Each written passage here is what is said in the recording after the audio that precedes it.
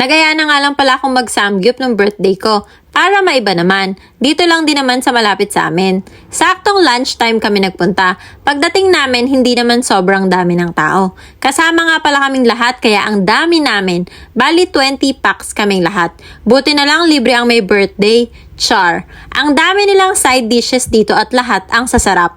Pinaka nagustuhan ko yung dilis at yung coleslaw with mayo. At ang sarap din ng mga meat nila.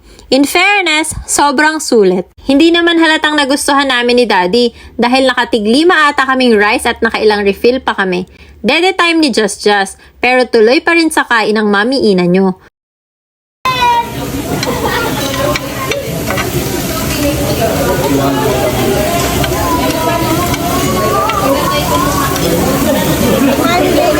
Sulit na para sa amin yung presyo niya dahil sobrang nabusog kaming lahat. Pag-uwi naman namin, kinantahan at nag-blow na din ako ng candles. Akala ko bakit 2 pa yung cake. Nun pala, buy one take one ng red ribbon. Happy birthday! Happy birthday! Happy birthday to us! Blow na,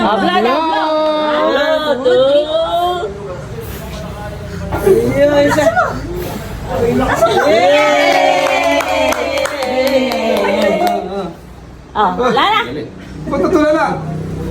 28 na nga pala ako sa mga nagtatanong. Maraming salamat sa lahat ng bumate at nakaalala.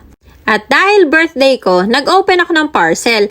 Matagal na ako naghahanap ng magandang dish rack ng mga feeding essentials nila Gia at Jazz. Buti na lang nakita ko to.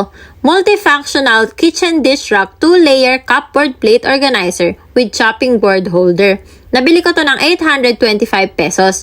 Meron siyang patungan sa ibabaw na pwedeng lagyan ng mga herbs and spices for babies. Etong sa itaas naman, okay siya lagayan ng mga baso. Etong sa loob naman, lagayan ng mga plates, bowls, at spoon and forks. Meron nga din palang sabitan na pwedeng sabitan ng sandok, brushes, at kung ano-anong pwedeng isabit. Meron din siyang chopping board holder sa gilid.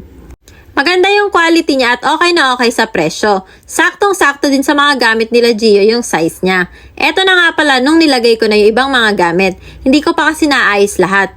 Perfecto lalo na sa mga gamit ng mga kids para iwas sa dumi, alikabok at mga gumagapang na kung ano-ano. Nilagay ko sa itaas yung mga gamit nilang baso na plastic at silicone open cups. Nilagay ko na din yung mga Oxotot plates and bowls nila Gio and Jazz, blue kay Gio at pink kay Jazz. Andito na din yung mga spoons nila na stainless from Oxotot. Meron din isang plastic at silicone spoon. Oh, alam nyo na ha, link in bio!